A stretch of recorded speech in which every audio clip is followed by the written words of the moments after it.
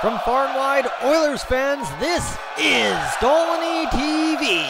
And welcome back to another Edmonton Oilers discussion here on Dolynny TV. I'm Tyson Dolynny as we get set to talk a little bit about one of my favorite long-term Oilers. Really, what are we talking about? One of the longest-term Oilers there is at this point. In fact, I think he is the longest tenured Oiler at this point, to be honest with you.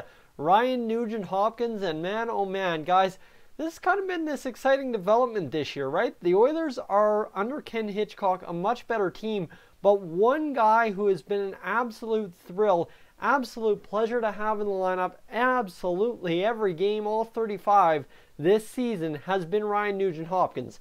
Now, obviously, that should go without saying.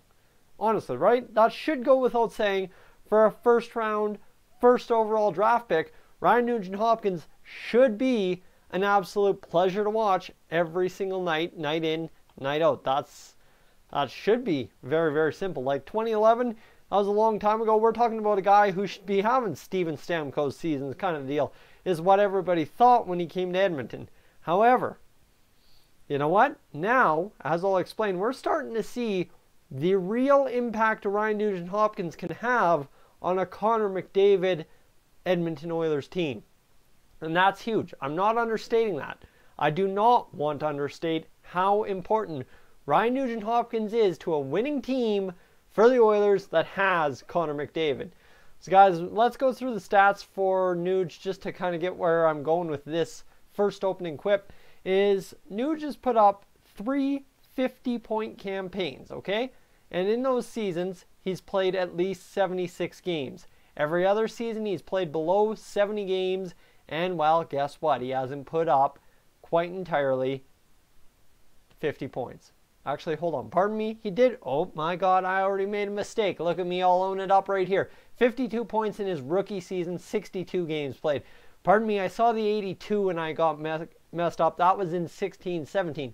However, Nuge has had a lot of seasons, right? 62, 55, 40, and 62. That's a couple seasons where he's missing a chunk of games. And you think about a guy who has 492 games played in the NHL and 344 points. You think, talk about an extra half season, extra maybe season and a quarter and all those games missed. What Ryan Nugent Hopkins could have for points right now, maybe like 400 points. So he's looking as good could be. However, this season, comparing the stats, 56 points is his career high. Guess what? Guess what?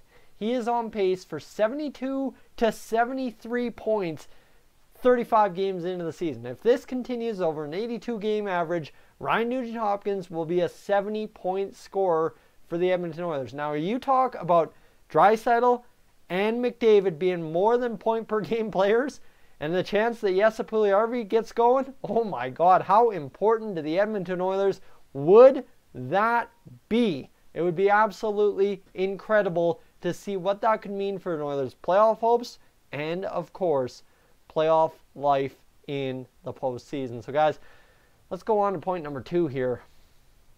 Pardon me, I'm having trouble with my mouse. Point number 2. Like I said, it's about Ryan Nugent Hopkins being a very important forward to Connor McDavid's Oilers. What does that mean? You have Draisaitl, who's the center. You have McDavid, who is the center. And Nuge, third-tier center on this team. However, he's a first overall, first-round draft pick. And the guy is an absolute beauty because he is the two-way forward who the Oilers need. Like, honestly, the most productive two-way forward the Oilers could wish for is exactly what Ryan Nugent Hopkins has been this season. And that should only continue under head coach Ken Hitchcock because, like I said, two-way. Yes, sure, Nuge, you know what? Like I said, first-round draft pick should have the offensive talent, no qualms about it. However, the defensive game is where the big guys are made down the middle, and Nuge is developing that so frigging good. It is unbelievable, and this the impact Ken Hitchcock is going to have. You want to talk about getting Connor McDavid more defensively responsible. Nuge, very defensively responsible already. Talk about taking that to the next level. You are talking about one of the most dominating two-way forwards, power play specialists, everything possible out there with Ryan Nugent Hopkins, and plus he's a wing threat. Honestly, you throw him up there on the wing with McDavid like they were at practice yesterday, talk about how crazy of an outcome that could produce, right? We've seen it with him and Ratty with McDavid. It worked very, very well. We saw it early on in the year. Didn't exactly work out. Ratty kind of got injured. Things didn't work out. Todd McClellan's Oilers were a disaster. However, now it's Jesse Puljujärvi and Ryan Nugent Hopkins. Nuge brings that two-way game. Connor McDavid's developing. That should only free up Jesse Puljujärvi, and that's exactly where point number 4, I'll skip point number 3 for now, comes to. Nugent Hopkins is one of the Oilers' key lineup movers and good stepping stone for the other players. What that means is, yes, he's a lineup mover, so he essentially goes up and down wherever, second line, first line, wherever he's needed at the time. However, at that same rate when he's on the first line or the second line, he's there making the players playing with him better and essentially allowing them an introduction to the game of Connor McDavid. Because now that you have the well-rounded Connor McDavid game defensively as well, you can adapt to Connor's game by first looking at Ryan Nugent Hopkins' game. Yes, Connor's much faster, much quicker with the puck IQ and puck skills, sure. But Ryan Nugent Hopkins, like I said, is a stepping stone, right? You start at Nuge, you go up to McDavid. There's going to be a little bit of a transition period, but because you were a guy in the lineup who played with Ryan Nugent Hopkins at one point, you kind of understand where Connor McDavid is going with his puck skills, going with his puck idea, and you just understand exactly what you have to do with the puck when you get it from Connor McDavid. And now this is where I get really excited, because now Jesse Puljujärvi and Ryan Nugent Hopkins have been working together, building a chemistry, and now they both get that chance.